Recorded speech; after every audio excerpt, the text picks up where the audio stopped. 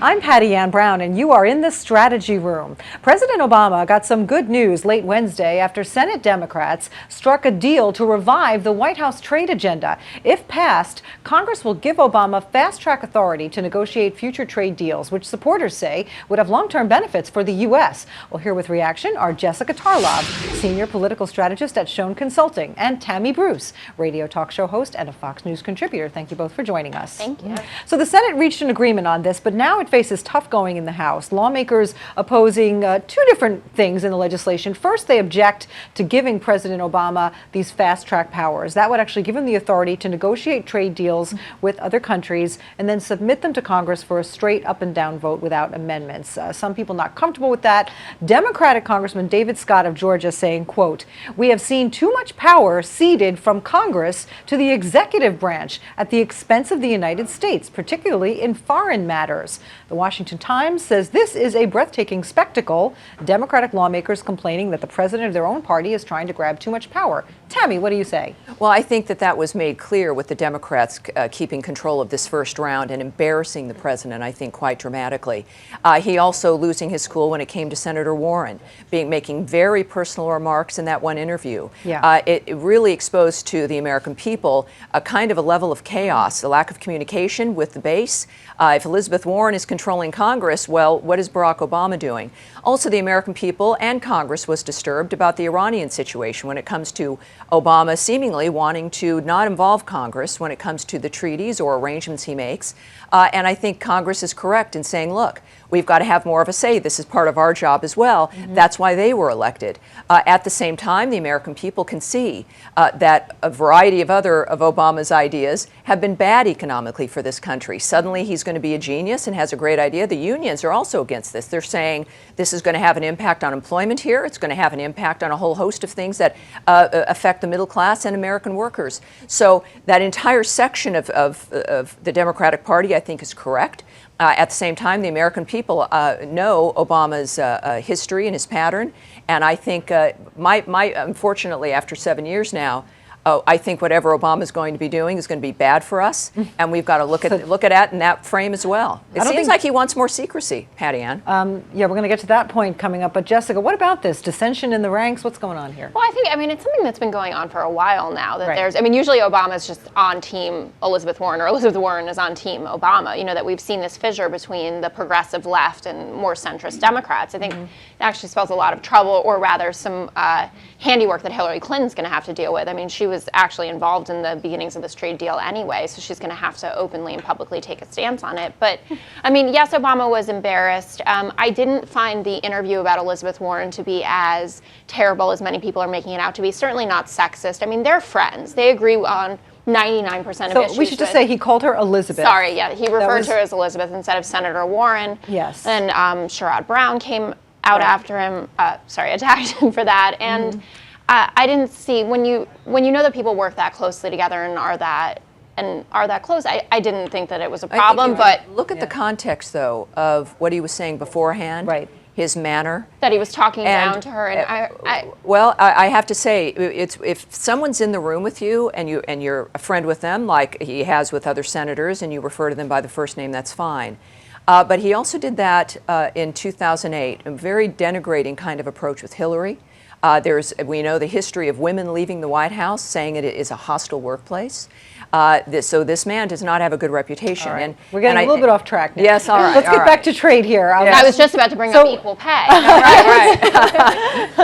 So we talked about the first sticking point being this power of authority there. Sure. The second sticking point is that some lawmakers want a provision to address currency manipulation by other countries. And President Obama has rejected that demand. This has upset many Democrats. Let's quote again Congressman David Scott. He says Obama's refusal to protect against currency manipulation is asinine, in his words. Republicans more supportive of Obama's proposal overall. Tammy, why is that? Well, you know, there is an argument, certainly conservatives' view, that within the global marketplace, the more activity that there is, the better. The fact is, China continues to manipulate its currency. It has an impact on the value of the dollar. We know now that, of course, they hold most of our debt, and it's a little frightening because the world keeps changing. You see what's happening in the Middle East. China is manipulating its currency for a reason. We don't know really economically completely what's going on in China. to remove the ability for us to adapt and to change and to have some kind of power relationship with a nation like China in trade is ridiculous. And to say that effectively the president wants complete carte blanche and saying, this I accept and this I don't, really, this is not a kingship. This is about a separation of powers and a balance, and he wants to remove that. So why is it that you have quite a few Republicans who support the deal? Well, I think that and this is where Republicans like Democrats get a little fixated. I think that there is a sense that the more trade, that the more engagement, the better no matter what. Right. We are completely invested, if you will, in China, and that there's a sense that, gosh, the more goods you get in, the less expensive they are, the more it helps consumer spending, et cetera. I think Republicans need to be a little bit more aware of how that affects the American worker and consumer prices for the middle class. Jessica? I just wanted to add that I think there's also a leadership component to it. I mean, global trade is going to go on with or without us. And I think that this is also part of President Obama's plan to integrate us more into a world that our pivot to Asia certainly didn't work. So to get us more involved in the area. And I'm not saying there aren't issues, and I do understand the point about currency manipulation and protections for American workers, both of which were the extra, pieces that Democrats negotiated for and that they're going to get, though President Obama has said currency manipulation legislation is not happening. But I don't think these are things that he's unaware of or that he doesn't care about. In your perspective that whatever Obama wants is not good for the country, I certainly don't agree with. I think that this is a tough-talking piece of legislation and that he wants a seat at the table, and he wants the top seat at the table, and these things need to go through quickly to get there. I mean, hearkening back to what happened with the Iran deal or what is soon to happen, I don't stand with him on that. I'm glad that Congress is going to have oversight over that, but I don't see this as the same issue necessarily. All right, quickly, 2016 campaigns, how does this play into that, Tammy? Well, you've mentioned, Hillary was involved in the beginning, has said nothing. She is going to have to. She said nothing about anything. No surprise. But these are the issues that could separate her from Elizabeth Warren, from Barack Obama. Who's going to be the third term of Barack Obama, right? I mean, is she going to be? She's got to have a position on this. People do want leadership. They need some kind of influence.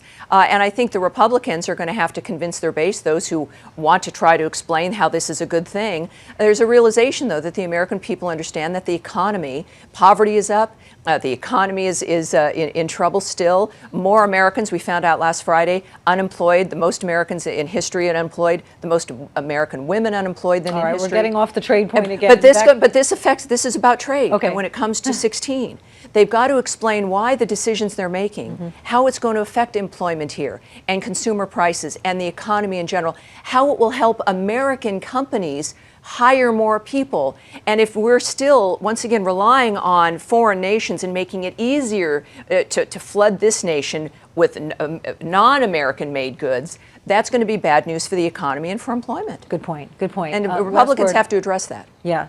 Jessica? Yeah. Well, both sides have to address it. I mean, we know that they've given out some statistics of 40%. We'll see a 40% increase in exports to developing economies that we're going to be working with, things like that. But I totally agree. That's guesswork. That is guesswork, and that's the other problem. The export-import difference, the gap.